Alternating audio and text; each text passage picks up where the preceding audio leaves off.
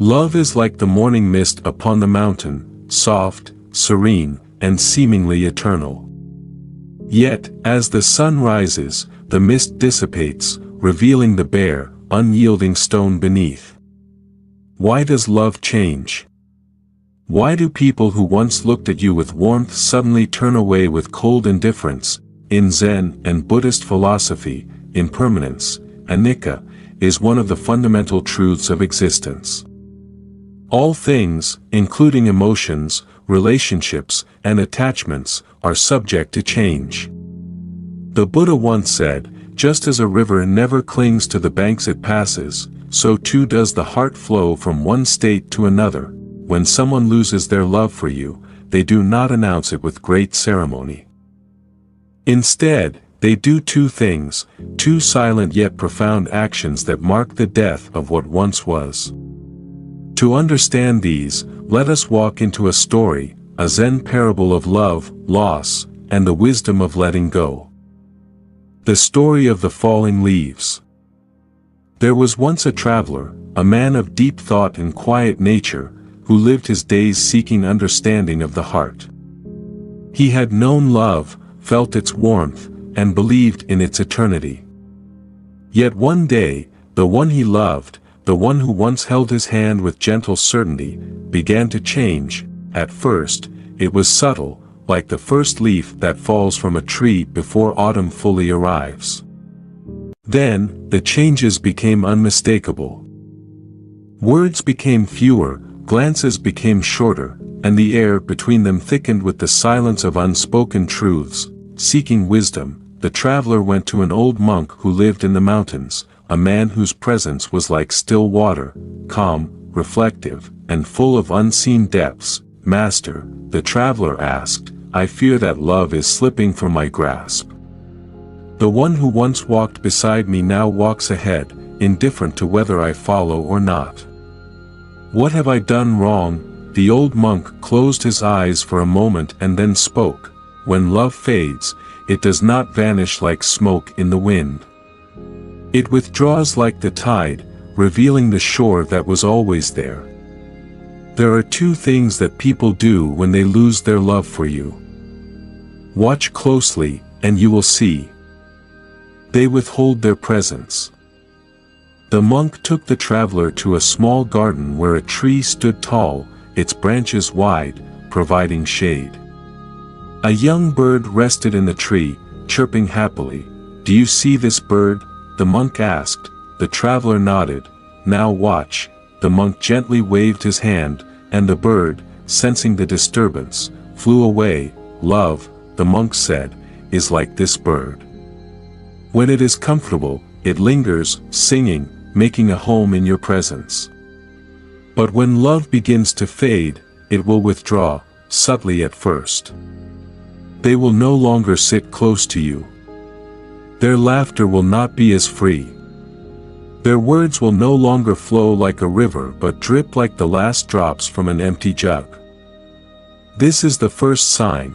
When someone loses their love for you, they withhold their presence, even if their body remains." The traveler frowned. "But why do they not simply tell me? Why this slow withdrawal instead of honesty?" The monk smiled gently. "Because they themselves are still learning the truth. Love does not disappear all at once, it fades like the last embers of a dying fire. A person does not wake up and decide to stop loving, rather, they realize it as the days pass. Their heart becomes a silent traveler, already walking away while their body remains." The traveler looked down, his heart heavy. "So what should one do? Should I chase after them? Should I beg them to stay?" The monk shook his head. "Would you chase the bird that has flown away? Would you beg the tree to hold on to its falling leaves? No, my dear traveler. When love withdraws, do not run after it. Instead, honor its passage. Love that is forced to stay is no longer love, it is a prisoner in the heart's cage." The traveler sighed, feeling the weight of the monk's words settle in his chest. But he was not yet satisfied, and the second thing, he asked. What else do people do when love fades? They become someone else. The monk led the traveler further into the garden, where a pond lay still and clear, reflecting the sky above. Look into the water. The monk instructed. The traveler bent down and saw his reflection staring back at him. It was familiar, yet somehow different in the shifting ripples. Now, the monk said, observe. He picked up a small stone and dropped it into the pond. The water trembled, the reflection shattered, and in its place was a new form, distorted, unfamiliar. When someone loses their love for you, the monk explained, they do not only withdraw their presence. They become someone else. The person who once laughed at your jokes, who once sought your company, will now seem like a stranger. Their face is the same, but their heart is elsewhere. Their words no longer carry warmth, their touch no longer holds meaning. This is the second sign, the one you knew is gone, replaced by someone different. The traveler clenched his hands. But why? How can love transform a person so much? The monk looked at him with infinite patience, because love is identity. When one loves, they become intertwined with another, like two trees growing side by side. But when love fades, the roots untangle. They seek a different soil, a different sky. The person you see now is not the person who loved you, for they have shed that skin. You grieve not only for lost love but for the person they once were. Tears filled the traveler's eyes. So what should one do when this happens? How does one bear such loss? The path of letting go. The monk took a deep breath, as if inhaling the sorrow of the traveler, and then exhaled it with infinite peace. You do nothing, he said. You accept, the traveler repeated, his voice breaking, yes. Accept that all things change. Accept that love, like the seasons, must shift. Do not chase after what is already leaving, and do not mourn what has already transformed. Instead, be still, like the pond when the ripples fade, and you will see the truth. And what is the truth? The traveler whispered. The monk smiled, his eyes filled with the light of deep understanding. The truth is that love does not belong to you. It never did. It flows through you, visits you, changes you, but it is not yours to own. When love leaves, do not grasp at it. Instead, bow to it, thank it for its time, and let it go like the last leaf in autumn. The traveler wiped his tears. He looked at the pond again, watching as the water slowly returned to stillness. He understood now. Love is not a possession but a guest. And when it leaves, one must not lock the door, one must bow and let it pass. The wisdom of impermanence. The traveler's journey did not end at the monastery, nor did his lesson stop with the monk's words. The path before him was long, winding through valleys of memory and mountains of longing. Yet, as he walked, he found that each step was lighter than the last. The weight of loss had not vanished, but it had become something else, something softer, something he could carry without breaking under its burden. What had changed? It was not the pain of love's departure that had lessened, nor was it the reality of being left behind. What had transformed was his attachment to love itself. He had stopped thinking of love as a thing to be kept, as a possession that could be lost. Instead, he began to see love as the monk had described it, a river, a bird, a season. In Zen teachings, suffering, dukkha, arises from our desire to hold on to things that are, by their nature, fleeting. We want permanence in a world where nothing remains unchanged. We want security in a realm where everything moves, shifts, and dissolves. This is why losing love is so painful, because we believe we have lost something that should have lasted forever, but the truth is, love was never ours to lose. understanding the two signs more deeply. The two signs the monk spoke of, withdrawing presence and becoming someone else, are not acts of cruelty, nor are they betrayals. They are the natural unfolding of impermanence in relationships. 1. The withholding of presence.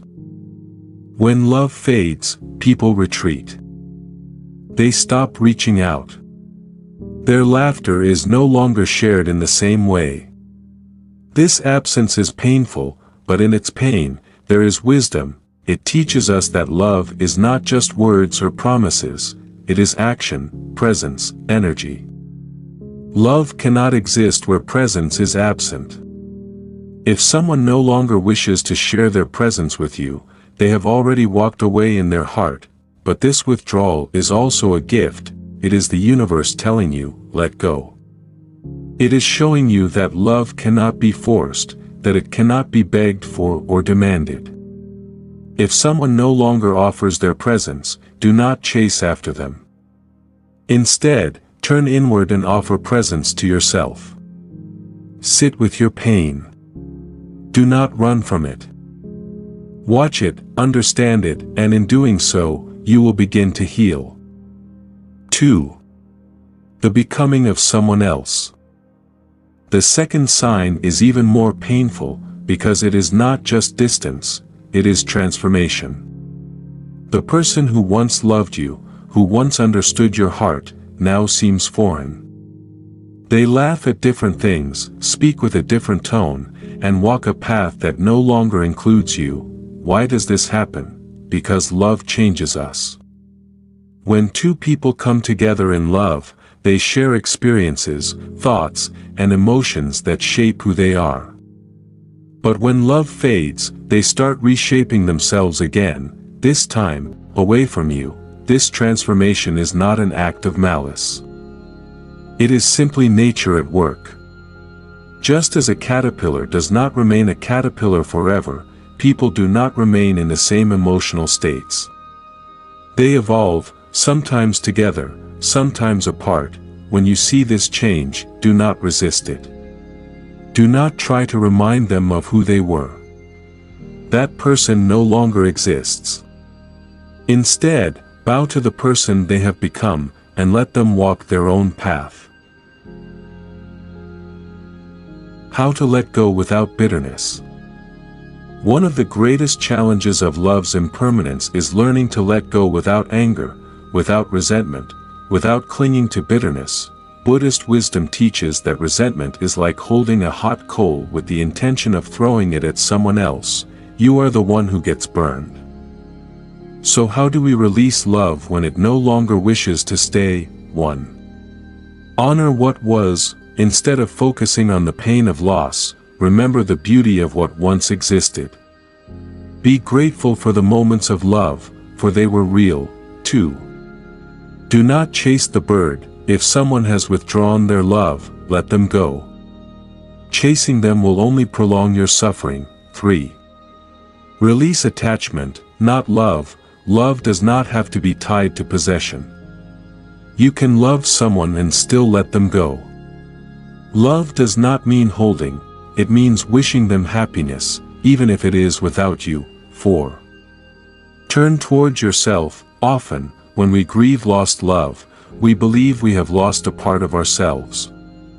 But this is an illusion. You are still whole. Love did not complete you, it only reflected the love that was already within you. The ultimate truth, love is not gone, it has transformed. At the end of his journey, the traveler came to a great river. He stood at its edge and watched as the water flowed endlessly forward. He thought about the one who had left him. He thought about the pain, the longing, the nights spent wondering why, and then, as he watched the river, he understood, love had not disappeared. It had simply changed form. The love he once knew had become something else, a lesson, a memory, a part of his own growth. It had left him, but in leaving, it had also shaped him. The love that had once been in another's eyes was now in his own reflection. Love had not died. It had simply moved, as all things must. With this realization, the traveler did not cry. He did not grieve. Instead, he bowed, not to loss, not to pain, but to love itself, in all its forms. And then, he walked forward, not in search of love, but in acceptance of it, wherever it may come, and however it may leave. For love is not something to be held. It is something to be lived. Thanks for watching. Hope enjoyed this video. Don't forget to subscribe to my channel for more content like this. Just click the subscribe button below and hit the notification bell so you never miss an update. Also, feel free to leave a comment and let me know what you'd like to see next.